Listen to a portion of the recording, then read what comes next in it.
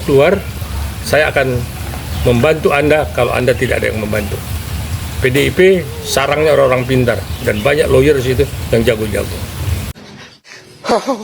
Kami semua menangis. Para kiai menangis. Ibu Megawati menangis. Kami tidak menyangka. Semoga diberikan keadilan. Hasto, ya, you keluarlah, ya, nggak usah takut, ya, you hadepin semua, ya, saya tahu you orang pinter dan you orang berani, hadepin, buka semua siapa yang ya, pasti banyak yang membantu you, saya pun akan membantu you, saya akan mendampingi. Menyayangkan, kenapa sekjen kami bermental tempe seperti itu? Kenapa saya katakan mental tempe? Dia punya masalah. Masalahnya belum dipertanggungjawabkan secara hukum. Terus dia dengan embel-embel, aku punya cacat lo proses gue, nih masalah lo gue angkat. Aduh, bantu. Selamat pagi Indonesia, ya. Selamat tahun baru 1 Januari 2025. Pagi yang indah ini saya tetap beraktivitas. Ini aktivitas saya, ya, golf, ya. Karena besok pemain, saya harus driving karena besok ada turnamen. Tapi tetap dengan aktivitas yang ada yang padat, saya tetap menyempatkan diri untuk mengamati serta berkomentar tentang situasi negara ini, terlebih kalau bicara politik. Pasti saya komentarin dan saya kritisi, ya. Jadi selain saya sebagai praktisi hukum, saya akan tetap sebagai pengamat politik.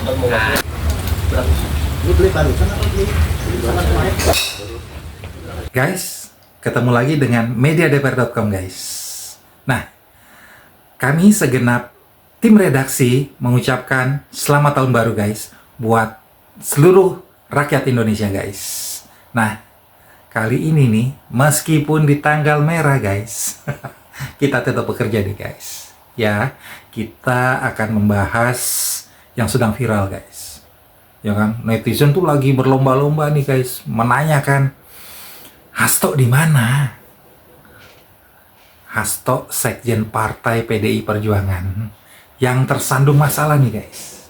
Ya, sudah ditetapkan sebagai tersangka dan tiba-tiba menghilang guys.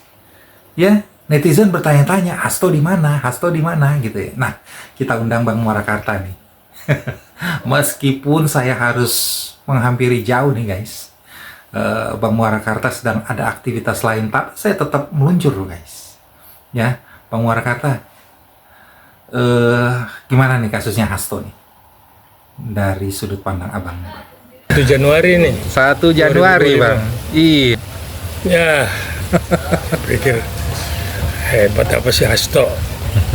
Hasto itu cuma buat sensasi. Ya, kalau dia memang politikus dan dia berani bongkar, keluar dong. Kenapa mesti sembunyi? Ya kan? Ada lagi cerita dokumennya dititip sama KONI di Rusia.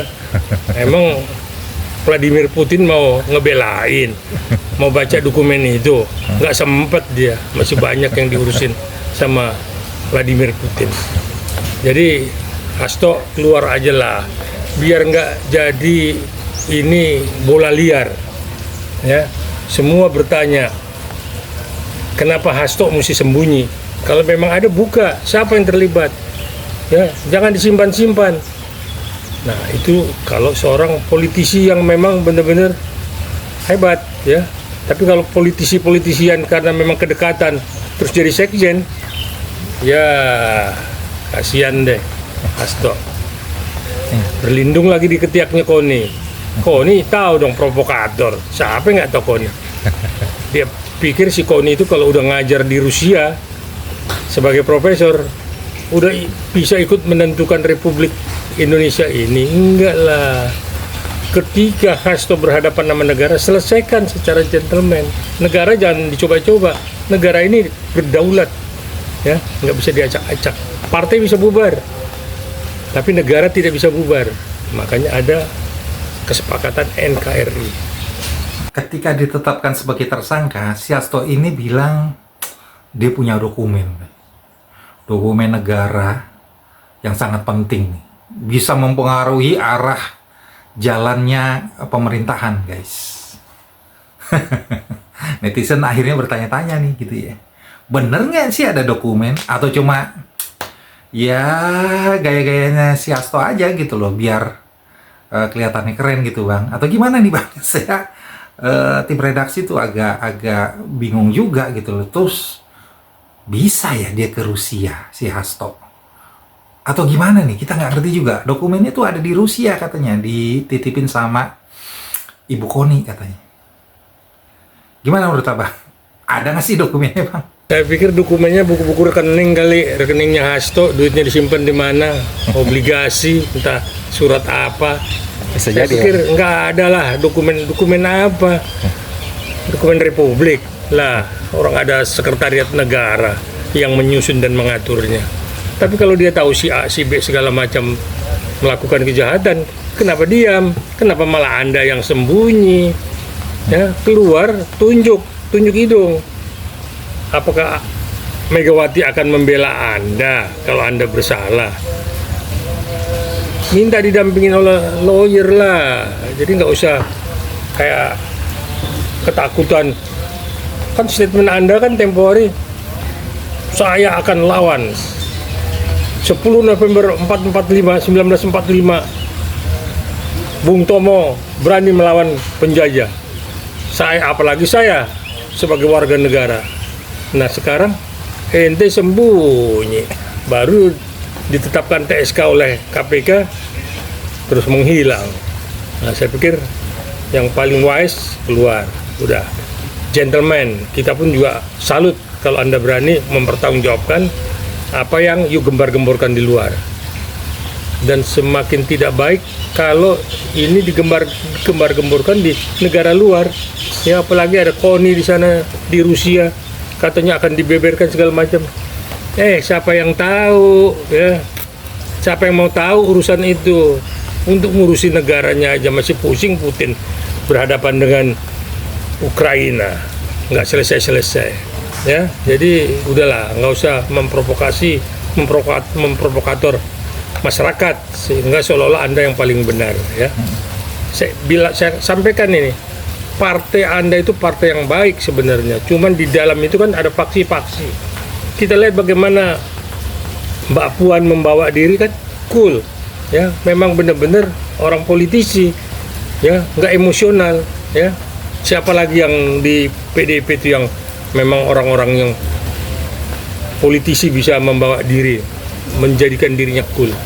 Tapi kalau yang Hasto, Deddy Sitorus, terus siapa yang bekas bintang film itu, si siapa namanya itu 12. Oh, Rieke Diah Pitaloka bang.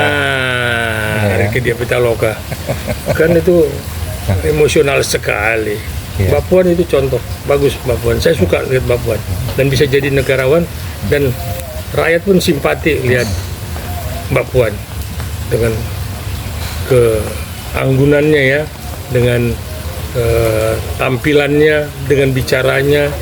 Hebat Mbak Puan ketimbang paradoks sama Hasto. Jadi faksinya Hasto ini faksi yang keras-keras nih. Ada di situ Adiana Pitupulu juga tuh, kerjanya cacat.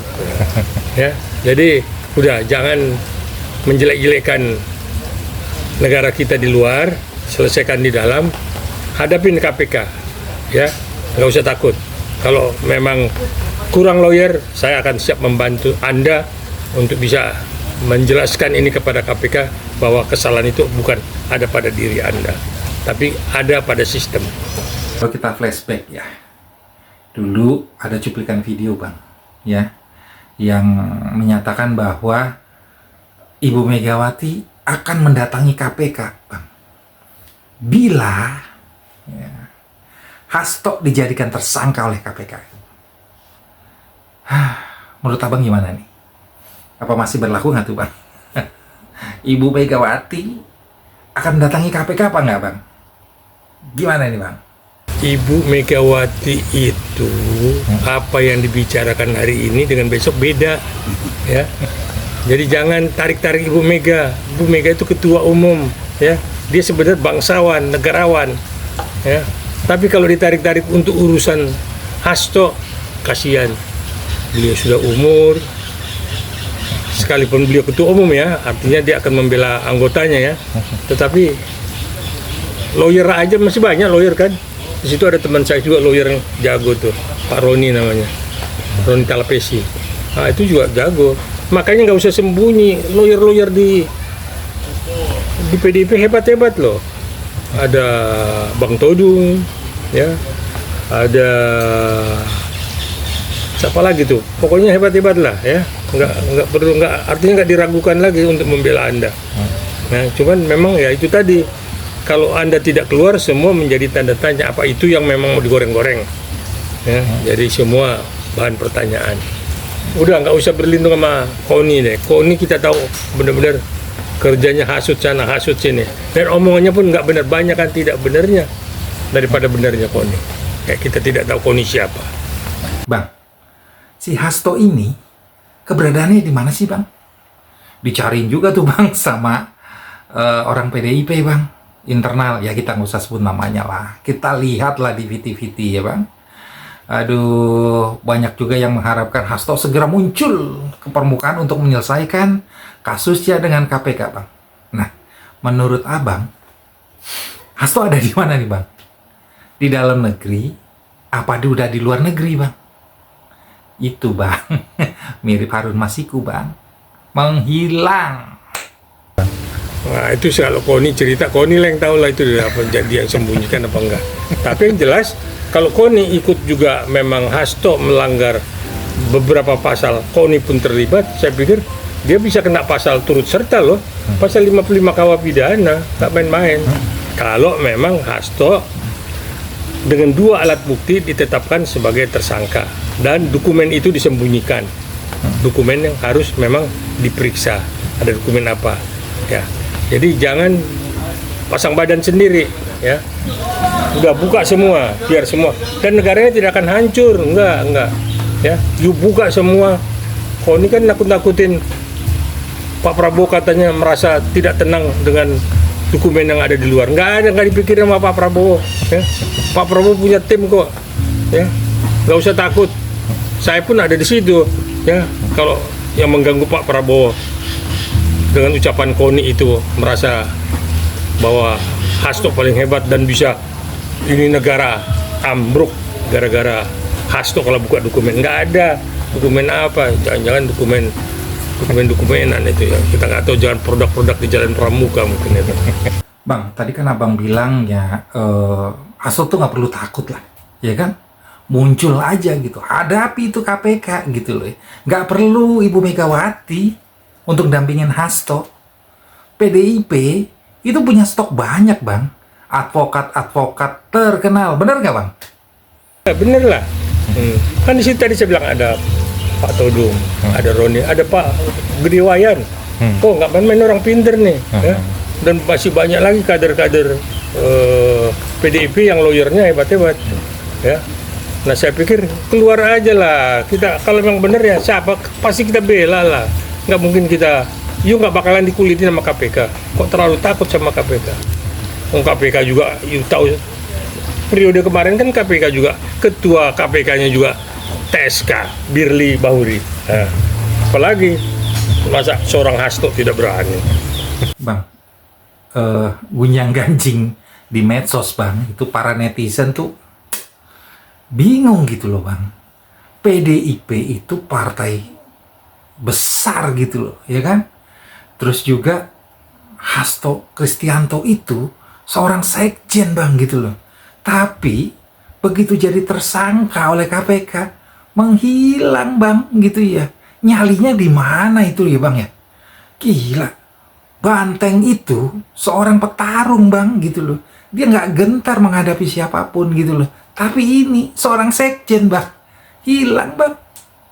Ini gimana orang di ringnya Hasto Kristianto nih? Waduh, beda loh sama Bambang Pacul ya kan? Wah, gentleman gitu ya. Apapun dia hadapi. Tapi kok Hasto begini bang gitu ya? Bingung saya bang. Sedangkan Banteng itu partai besar dan partai yang kuat, Bang. Aduh, salah strategi atau gimana nih, Bang? Coba, Bang, Abang analisa, Bang. So ini kebanyakan denger kiri kanan, maka banyak tukang kipas, maka dia kabur. Udah, makanya kalau gentleman, apalagi sekjen, nggak main-main loh. Sekjen PDIP, siapa yang nggak tahu Hasto? Cuman kalau Anda sembunyi, rakyat melihat you kecil. Tapi kalau you hadapin, you bongkar semua. Kalau perlu di KPK juga siapa yang harus dibongkar? KPK kan juga nggak bersih-bersih banget, ya. Nah, you bisa, kalau bisa you bongkar, you pasti punya nama, ya. Nah, makanya you keluar, muncul. Nah, kalau perlu saya dampingin supaya memang semua terbuka apa dan siapa yang memang ngerampok uang negara ini, siapa dan siapa juga yang mencuri dokumen-dokumen negara. Jadi ini biar nggak tanda tanya, ya. Tapi jangan bilang ini bikin pusing Pak Presiden Prabowo, nggak dipikirin sama beliau. Mekanisme sistem berjalan, negara kan punya sistem, ya. Jadi negara pun tidak akan hancur gara-gara Hasto, sekalipun dia buka siapa yang terlibat. Kan tinggal nanti kita negara hukum, semua step by step kan ditegakkan, penegakan hukum. Itu yang sekarang lagi dicanangkan, digembar-gemborkan oleh Pak Prabowo, penegakan hukum, siapapun sikat habis bagi mereka yang memang melanggar hukum, apalagi para koruptor. Bang, Itu kan digadang-gadang ya, Bang, ya. Hasto katanya punya dokumen yang penting gitu loh, yang akan merubah Republik Indonesia ini gitu ya. Kalau benar iya, Bang, gitu ya. Andaikan iya saja gitu ya kan, dia punya dokumen itu, Bang. Terus kenapa lari? Kenapa harus disimpan di Rusia gitu ya, Bang, ya? Tinggal buka aja gitu loh. Pengacaranya dia seabrek-abrek gitu ya. Partainya besar. Iya kan? Atau kalau memang iya, dia kan bisa jadi justice kolaborator, Bang, gitu ya kan? Atau whistleblower gitu loh, Bang. Ya kan? Nggak mungkin lah dia ditahan gitu ya kan, kalau dia mau kooperatif, ya kan? Dia sebagai orang yang punya data dan mau memberitahukan kepada negara, Bang. Saya rasa bisa tuh pemerintah negara itu melindungi dia, malah bisa dikasih tuh LPSK. Ya kan? Benar nggak, Bang? Ini politik, ya, urusan politik, ya. Kita nggak tahu. Itu kita lihat siapa juru bicara PDIP itu. Siapa? Guntur Romli. Guntur Romli. Nah, tanya sama Guntur Romli. Nah, dia kan baru, kalau nggak salah dia masuk PDIP baru beberapa tahun ini. Iya. Kalau nggak salah mau pilpres dia masuk.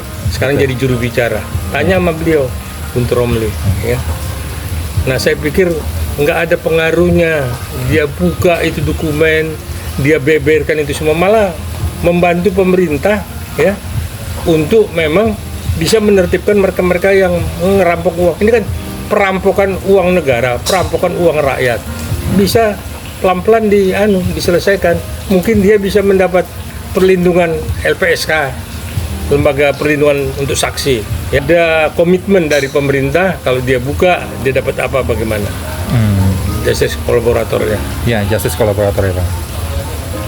Pak Prabowo ini, kabinetnya itu baru efektif berjalan 2 bulan, Bang. Tapi udah diserang habis-habisan nih, Bang. Luar biasa. Gimana nih, Bang, Pak Prabowo untuk menghadapi serangan-serangan ini gimana ya? Ya, kalau mau dibilang fair, ya nggak fair, Bang, gitu ya. Pemerintahan baru berjalan 2 bulan, Bang, gitu ya. Itu pun menurut saya gitu ya, Bang. Udah bagus gitu loh. Ya kan? Gimana nih menurut Abang? Biar ya para pembenci-pembencinya Pak Prabowo nih nggak terus-terusan nyerang, Bang. Gimana nih menurut Abang? Sebenarnya yang benci Prabowo tuh nggak ada, ya. Cuman memang karena Prabowo itu tempo hari dekat dengan